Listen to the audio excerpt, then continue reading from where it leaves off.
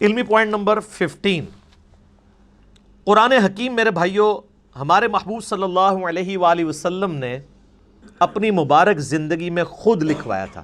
اس کی ایک ایک آیت، اس کی صورتوں کی ترتیب، اور کس جگہ پہ کون سی آیت مکمل ہوتی ہے، کون سی صورت پہلے ہے کون سی بعد میں ہے، سورۃ الفاتحہ سے لے کر سورۃ الناس تک ایک ایک ٹائنیز ڈیٹیل یہ ہمارے محبوب صلی اللہ علیہ وآلہ وسلم نے خود لکھوائی ہے ریٹن فارم میں۔ قرآن بھی کہتا ہے نا الذی علم بالقلم، قرآن حکیم کی جو پہلی 5 آیات سورۃ العلق کی نازل ہوئی ان میں اللہ تعالیٰ نے پین کے بارے میں کہا ہے کہ پین کے ذریعے، قلم کے ذریعے اللہ نے علم کو سکھایا ہے، نسل در نسل علم ٹرانسفر ہوا ہے پین کے ذریعے۔ اب اسی کی ماڈرن فارم آپ کے سافٹ ویئرز ہیں، پی ڈی ایفس ہیں، جو کچھ بھی ہیں، الٹیمیٹلی پین ہی ہے نا، چاہے وہ ان پیج میں آپ ٹائپ کر لیں یا مائکروسافٹ آفس میں ٹائپ کر لیں، وہ پین ہی ہے ماڈرن فارم میں، سافٹ فارم میں۔ تو نبی علیہ السلام وہی لکھواتے تھے، پھر وہی لکھوانے کے بعد پھر آپ کراس چیک کرتے تھے۔ بخاری مسلم میں درجنوں احادیث اس پر گواہ ہیں، آپ علیہ السلام لکھوا کے پھر کہتے تھے پڑھو، وہ پڑھ کے سناتے تھے، پھر نبی علیہ السلام اس کو اگر کہیں پر غلطی ہوتی تھی ریکٹیفائی کرتے تھے لکھنے میں۔ اور پھر سورۃ القیامہ میں اللہ تعالیٰ نے باقاعدہ اس چیز کو ایڈریس کیا ہے کہ نبی صلی اللہ علیہ وآلہ وسلم کو اللہ تعالیٰ نے حکم دیا کہ جب قرآن نازل ہو آپ اپنی زبان کو تیزی سے حرکت نہ دیا کریں کہ اسے کریم کر لیں، ہمارے ذمے ہے آپ کو اس قرآن کو یاد کروانا اور اس کا بیان بھی۔ اس کانٹیکسٹ میں بخاری میں حدیث بھی ہے، عبداللہ ابن عباس کہتے ہیں کہ نبی علیہ السلام کے سینے پہ جب قرآن نازل ہوتا تو آپ اپنی مبارک زبان کو تیزی سے حرکت دیتے تھے، جو کچھ آپ کے سینے میں آتا تھا اسے بیان کرنے ریپیٹ کرتے تھے تاکہ میں کہیں بھول نہ جاؤں۔ تو اللہ تعالیٰ نے کہا یہ آپ بھولیں گے نہیں، یہ ہمارے ذمے ہے قرآن کو یاد کروانا بھی اور اس کا بیان بھی، اس کی تشریح بھی سنت اور احادیث کی فارم میں، یہ اللہ تعالیٰ نے اپنے ذمے لیا۔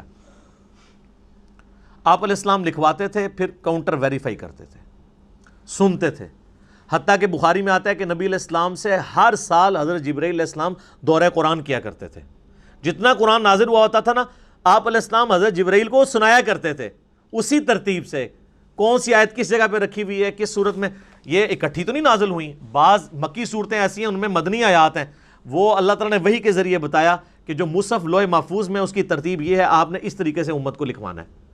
تو آپ علیہ السلام لکھواتے تھے، بلکہ جبرائیل علیہ السلام سے پھر دورہ قرآن ہوتا تھا، اس دورہ قرآن میں جبرائیل علیہ السلام آپ علیہ السلام سے قرآن سنتے تھے۔ اور بخاری میں حدیث ہے کہ سیدہ فاطمہ نے آپ علیہ السلام کی وفات سے کچھ عرصہ پہلے آپ علیہ السلام سیدہ فاطمہ کو ملنے گئے یا آپ کو ملنے کے لیے آئیں، تو آپ صلی اللہ علیہ وآلہ وسلم نے ان کے کان میں ایک بات کہی تو وہ رو پڑیں، اور ایک اور بات کی تو وہ ہنس پڑیں۔ پہلے آپ نے یہ بات کی کہ ہر سال جبرائیل علیہ السلام میرے پاس ایک دفعہ آتے تھے دورہ قرآن کے لیے، اس دفعہ 2 دفعہ آئے ہیں، مجھے لگتا ہے کہ میں آئندہ برس زندہ نہیں رہوں گا۔ تو اس پہ سیدہ فاطمہ رو پڑی۔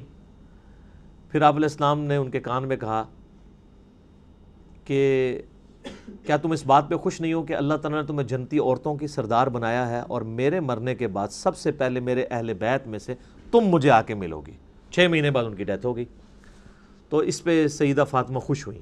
یہ حدیث بخاری مسلم دونوں میں ہے۔ اما عائشہ کہتی ہیں حضور کی زندگی میں نے کوشش ہی نہیں کی میں سیدہ فاطمہ سے یہ پوچھوں کہ حضور علیہ السلام نے آپ کے کان میں کیا باتیں کی تھیں جس پہ آپ روئیں اور ہنسی۔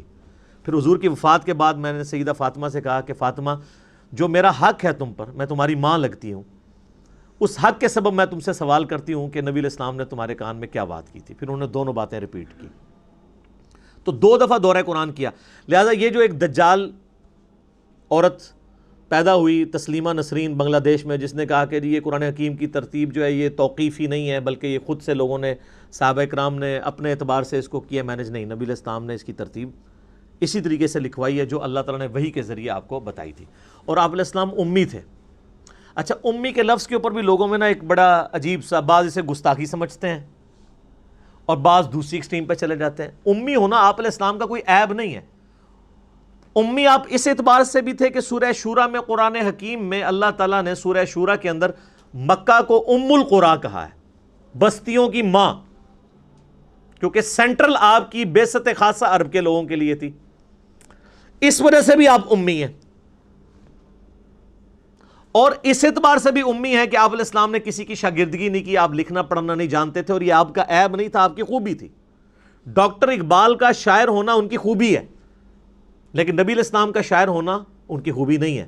قرآن میں اللہ تعالیٰ نے فرمایا سورہ یاسین میں وَمَا عَلَّمْنَاهُ الشِّعْرَ وَمَا يَنبَغِي لَهُ، ہم نے ان نبی کو صلی اللہ علیہ وآلہ وسلم شعر کہنا نہیں سکھایا اور نہ ان کے شان ہے، کیونکہ اگر آپ شعر کہنا سیکھے ہوئے ہوتے تو لوگ کہتے کہ یار اتنے عرصے سے پریکٹس کر ہی رہا تھا تو ایک ریفائنڈ کتاب اس نے لکھی دینی تھی، کہ اس میں ملکوتی غنا، ایک ڈیوائن میوزک تو چلتا ہے، اگرچہ وہ برابر نہیں، آزاد نظم کا سٹائل ہے، لیکن بہرحال وہ ایک چیز تو ہے۔ الرحمن علم القرآن خلق الانسان علمہ البیان، تو نبی علیہ السلام نے پوری زندگی نہ کسی فلاسفر کی شاگردگی کی نہ کسی شاعر کی، اسی لیے تو لوگ پھر حیران ہوئے کہ یار یہ اللہ تعالیٰ کا کلام ہے۔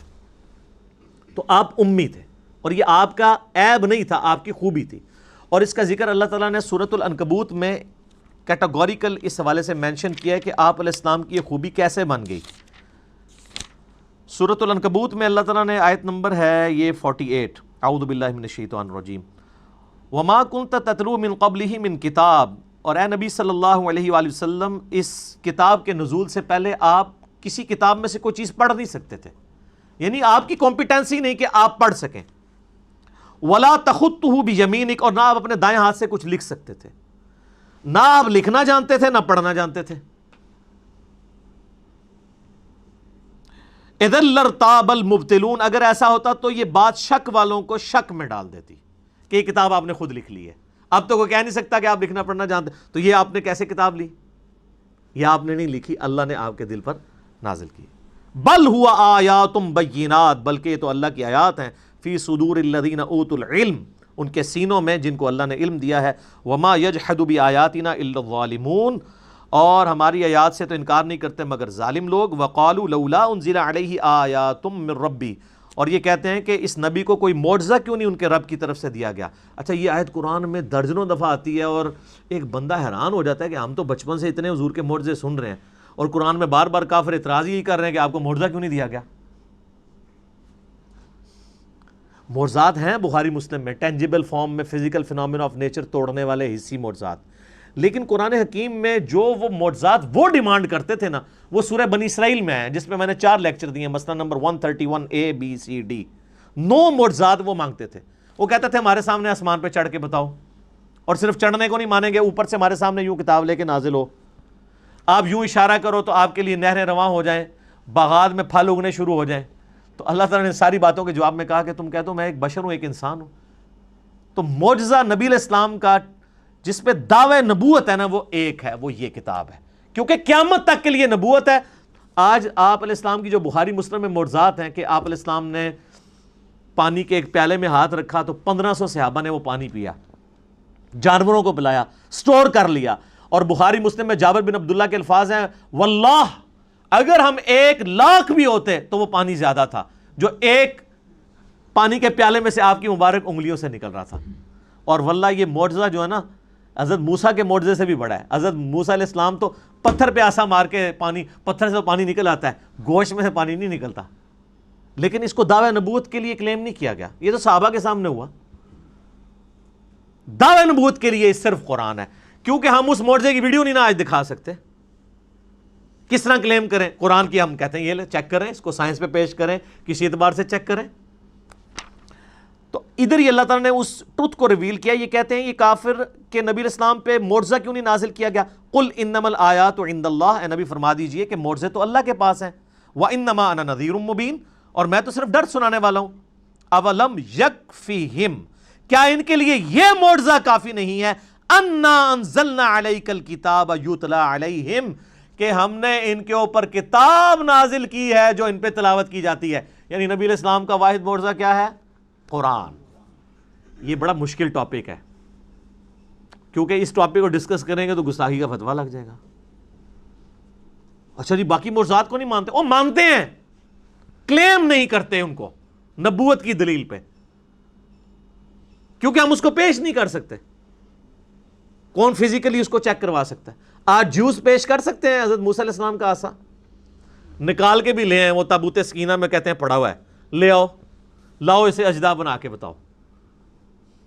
نہیں، عیسائی حضرت عیسیٰ علیہ السلام کے مردہ زندہ کرنے کو ویڈیو دکھا سکتے ہیں؟ تو ہم جس کی بنیاد پہ نبی علیہ السلام کے لیے پروفٹ ہونا کلیم کر رہے ہیں، ہم کہتے ہیں یہ لیں دیکھیں فزیکل فارم میں آپ کے سامنے یہ معجزہ ہے۔ تو یہ قرآن حکیم کی آیات اس پر ثبوت ہیں کہ یہ کتاب ہے جو معجزہ ہے۔ ان فی ذلک لرحمہ، اس میں ہے، بے شک اس میں ہے رحمت و ذکر لقوم یؤمنون، اور اس میں نصیحت ان کے لیے جو بات ماننا چاہیں گے۔ جو بات نہیں ماننا چاہتے ان کے لیے کوئی نصیحت نہیں ہے، جو بات ماننا چاہے گا اس کے لیے کتاب اللہ میں نصیحت ہے۔